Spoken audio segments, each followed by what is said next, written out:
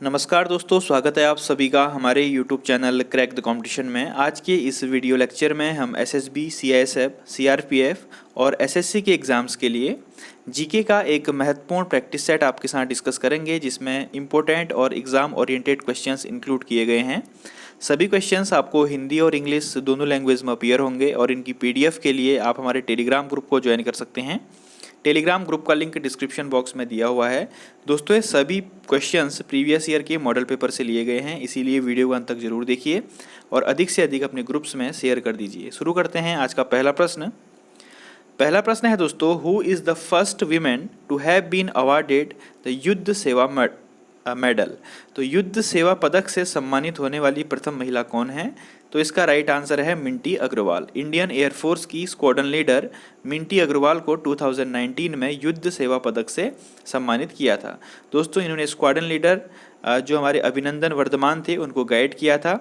तो इसका right answer क्या हो जाएगा? Option number C, Minti Agarwal. Next, which of the following is not an antivirus software. तो निम्नलिखित में से कौन सा एक एंटीवायरस सॉफ्टवेयर नहीं है? अगर आप कंप्यूटर और मोबाइल वगैरह चलाते होंगे तो आपको पता होगा कि एंटीवायरस सॉफ्टवेयर कौन कौन से होते हैं। तो इनमें से कौन सा एक एंटीवायरस सॉफ्टवेयर नहीं है? तो ऑप्शन नंबर बी इसका आंसर है लिनक्स। लिनक्स एक एंटीवायरस सॉफ्टवेयर नहीं है। ठीक दोस्तों, तो और अवास्ट, नॉर्टन और कास्परस्काई, ये तीनों क्या हैं? एंटीवायरस हैं, जो आपके मोबाइल या आपके सिस्टम को में जो बग्स और वायरस होते हैं उनको आने से रोकते हैं। Next, which country is called coffee bowl of the world. बहुत इंपॉर्टेंट क्वेश्चन है। किस देश को कॉफ़ी का कटोरा भी कहा जाता है? तो इसका राइट आंसर है ऑप्शन नंबर डी, ब्राज़ील। दोस्तों, ब्राज़ील को coffee bowl of the world कहा जाता है। विश्व का लार्जेस्ट कॉफ़ी प्रोड्यूसर देश है ब्राज़ील। अगर आपसे एग्जाम में पूछा जाएगा कि सबसे ज़्यादा कॉफ़ी जो है कौन सा देश प्रोड्यूस करता है, कौन सा देश उत्पादित करता है, तो आप बताएंगे ब्राज़ील। और coffee bowl of the world किसे कहा जाता है? ब्राज़ील को कहा जाता है। एक क्वेश्चन यहाँ से और पूछा जाता है कि sugar bowl of the world किसे कहा जाता है? विश्व का चीनी का कटोरा, तो वो क्यूबा को कहा जाता है। ठीक है दोस्तों, शुगर बाउल किसे कहा जाता है? क्यूबा को। अगला प्रश्न है, which of the following countries is known as the country of wind. निम्नलिखित में से किस देश को हवाओं का देश कहा जाता है? कंट्री ऑफ विंड क्यों कहा जाता है? क्योंकि यहाँ पर विंड पावर का उपयोग करके बहुत सारी बिजली इत्यादि का उत्पादन किया जाता है, रिन्यूएबल एनर्जी का उत्पादन किया जाता है। तो इसका आंसर है ऑप्शन नंबर डी, डेनमार्क। ठीक, कंट्री ऑफ विंड किसे कहा जाता है? ऑप्शन नंबर डी, डेनमार्क को। इतनी बात ध्यान रखिए दोस्तों, ये बहुत इंपॉर्टेंट क्वेश्चन है। अगला प्रश्न है, ब्लू जे और Indian roller is the state bird of how many Indian states. बहुत इंपॉर्टेंट क्वेश्चन। ब्लू जे, या जिसको हम नीलकंठ पक्षी बोलते हैं, आगे आने वाली स्लाइड में मैं आपको इसका चित्र दिखाऊंगा तो आप समझ जाएंगे, कितने भारतीय राज्यों का राजकीय पक्षी है। तो ब्लू जे जो है दोस्तों 3 भारतीय राज्यों का राजकीय पक्षी है, स्टेट बर्ड है। कर्नाटका, उड़ीसा और तेलंगाना, इन 3 स्टेट्स का स्टेट बर्ड क्या है दोस्तों? ब्लू जे, जिसको हम इंडियन रोलर भी कहते हैं। ये इसका चित्र है दोस्तों, ब्लू जे ये होता है। ठीक, और इसका वैज्ञानिक नाम है कोरेसियस बेंगलेंसिस। ठीक है, कोरेसियस बेंगलेंसिस जो है इसका वैज्ञानिक नाम है। अगला प्रश्न, on which date international day of biological diversity is celebrated. किस तिथि को या किस दिन अंतर्राष्ट्रीय जैव विविधता दिवस मनाया जाता है? International day of biological diversity मनाया जाता है। तो दोस्तों, प्रत्येक वर्ष 22 मई को international day of biological diversity यानी कि अंतर्राष्ट्रीय जैव विविधता दिवस मनाया जाता है। तो ऑप्शन नंबर डी इसका राइट आंसर है। बात करते हैं 2021 के जैव विविधता दिवस की, तो ये 22 मई 2021 को मनाया गया था। और इस साल की थीम आपसे पूछी जा सकती है, स्लोगन या थीम क्या था, क्योंकि ये करंट अफेयर्स की दृष्टि से महत्वपूर्ण क्वेश्चन होता है। तो इस साल का थीम था, we are part of the solution for nature. ठीक, इसको एक बार फिर रिपीट कर लीजिए। बायोडाइवर्सिटी डे 2021 जो कि प्रत्येक वर्ष 22 मई को मनाया जाता है, इसकी थीम इस बार थी, we are part of the solution for nature. Next, Hallisaka is a group dance native to. तो हल्लिसक जो है एक सामूहिक नृत्य है जिसको ग्रुप में किया जाता है। वह किस स्टेट का नृत्य है? तो इसका आंसर है ऑप्शन नंबर डी, गुजरात। ठीक है दोस्तों, हल्लिसक जो है गुजरात का एक ग्रुप डांस है। डांडिया और गरबा, यह दोनों जो डांस की फॉर्म है यह भी गुजरात की हैं। ठीक है, डांडिया और गरबा ये दोनों कहाँ खेली जाती हैं या कौन से स्टेट से बिलोंग करती हैं? गुजरात से। Next, unbreakable is an autobiography of. तो अनब्रेकेबल नामक पुस्तक जो है किसकी आत्मकथा है? तो अनब्रेकेबल है, आपने बॉक्सिंग स्टार मैरी कॉम का नाम जरूर सुना होगा, ओलंपिक विनर हैं। ऑप्शन नंबर ए इसका राइट आंसर है। तो अनब्रेकेबल किसकी आत्मकथा है दोस्तों? Mary com. मैरी कॉम किस खेल से संबंधित हैं? बॉक्सिंग से संबंधित हैं। ठीक, next, book a brief history of time बहुत ही चर्चित बुक है और प्रत्येक एग्जाम में आपसे पूछी जाती है कि a brief story of time किसके द्वारा लिखी गई थी? तो ब्रीफ हिस्ट्री ऑफ टाइम नाम की बुक प्रसिद्ध भौतिक विज्ञानी और कॉस्मोलॉजिस्ट स्टीफन हॉकिंस द्वारा लिखी गई थी। स्टीफन हॉकिंस को आप सभी जानते होंगे दोस्तों।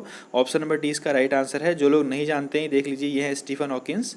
ठीक, और अब इनकी मृत्यु हो चुकी है। Next, which of the following stadiums is the largest cricket stadium in the world? तो विश्व का सबसे बड़ा क्रिकेट स्टेडियम कौन सा है? तो दोस्तों एक थोड़ा आउटडेटेड क्वेश्चन है, पुराना क्वेश्चन है। मैं इसको आपको, पहले मेलबर्न क्रिकेट ग्राउंड हुआ करता था सबसे बड़ा, लेकिन अब जो है मोटेरा स्टेडियम, जिसका नाम है हमारे भारत के प्रधानमंत्री मोदी जी के नाम पर है, मोदी स्टेडियम। ठीक है, नरेंद्र मोदी स्टेडियम, जो कि अहमदाबाद गुजरात में है। यह भारत का सबसे यह विश्व का सबसे बड़ा स्टेडियम है। इसकी कैपेसिटी है 1,10,000। ठीक है, यहाँ पर एक बार में 1,10,000 लोग बैठ सकते हैं। लेकिन जो मेलबर्न क्रिकेट ग्राउंड है उसकी कैपेसिटी है 1,24,000। तो सबसे बड़ा क्रिकेट ग्राउंड कौन सा है? मोटेरा क्रिकेट ग्राउंड या फिर मोदी स्टेडियम, अहमदाबाद में। ठीक, तो इस क्वेश्चन को आप देख लीजिएगा ध्यान से। Next, in which year did independent India win it's first Olympic gold medal? तो किस वर्ष स्वतंत्र भारत ने अपना पहला ओलंपिक स्वर्ण पदक जीता था? तो स्वतंत्रता के बाद 1948 में भारत ने ग्रेट ब्रिटेन को हराकर हॉकी में स्वर्ण पदक जीता था। तो सुपर इंपॉर्टेंट क्वेश्चन है, एसएससी सीपीओ के एग्जाम में पूछा गया है दोस्तों। ऑप्शन नंबर बी, 1948 में स्वतंत्र भारत ने अपना पहला ओलंपिक पदक जीता था। Next, dolphin kick is related to which sports? तो डॉल्फिन किक नामक टर्मिनोलॉजी जो है वो किस खेल से संबंधित है? दोस्तों मैं अपनी प्रत्येक वीडियो में स्पोर्ट्स टर्मिनोलॉजी आपको ज़रूर बताता हूं। तो आज की इस वीडियो में डॉल्फिन किक शब्द आया हुआ है, इसको आप ध्यान रख लीजिए। यह स्विमिंग यानी कि तैराकी से संबंधित है। ठीक है, स्विमिंग गेम में डॉल्फिन किक शब्द का उपयोग किया जाता है। एक होता है बटरफ्लाई स्ट्रोक, बटरफ्लाई स्ट्रोक, यह शब्द भी, यह टर्म भी स्विमिंग में यूज किया जाता है। ठीक, next, who is the India's first chief of defence staff? तो पहले सीडीएस कौन बने हैं इंडिया के? तो इसका आंसर है जनरल बिपिन रावत। ठीक है, ये चीफ ऑफ डिफेंस स्टाफ जो है दोस्तों, यह पहली बार यह पद इंडियन आर्मी में इंट्रोड्यूस किया गया है और सबसे पहले सीडीएस है general Bipin Rawat. Next, freedom fighter Sucheta Kripalani became the first women chief minister of which state?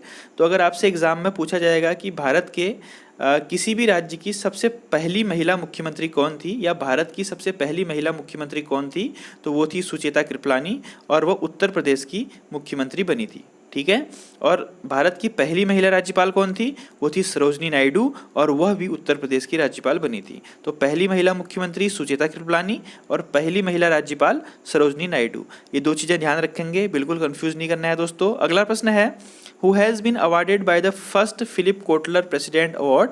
तो फिलिप कोटलर प्रेसिडेंट अवार्ड से सम्मानित किसे किया गया फर्स्ट टाइम? यानी कि एक फिलिप कोटलर राष्ट्रपति पुरस्कार पहली बार इंट्रोड्यूस हुआ और सबसे पहली बार इंडिया के प्रधानमंत्री श्री नरेंद्र मोदी को इसको दिया गया। ऑप्शन नंबर डी इसका राइट आंसर है। Next, who was the first ever female secretary general of SAARC? SAARC का फुल फॉर्म है दोस्तों South Asian association for regional corporation. मैं आपको काफ़ी बार इसको बता चुका हूँ। हिंदी में बात करें तो दक्षिण एशियाई क्षेत्रीय सहयोग संगठन। इसकी पहली महिला महासचिव कौन बनी? इनका नाम है फातिमा दियाना सईद। फातिमा दियाना सईद कहाँ की हैं दोस्तों? मालदीव की हैं। ठीक है, तो यह सार्क की पहली महिला महासचिव बनी और सार्क का हेडक्वार्टर जो है दोस्तों वह है काठमांडू नेपाल में, काठमांडू नेपाल में। और सार्क में टोटल 8 देश हैं। इन 8 देशों के नाम भी आप याद रख लीजिए, अफगानिस्तान, बांग्लादेश, भूटान, ठीक, इंडिया, नेपाल, पाकिस्तान, श्रीलंका और मालदीव्स। ये 8 देश जो हैं सार्क के मेंबर हैं। नेक्स्ट, और आज का लास्ट क्वेश्चन।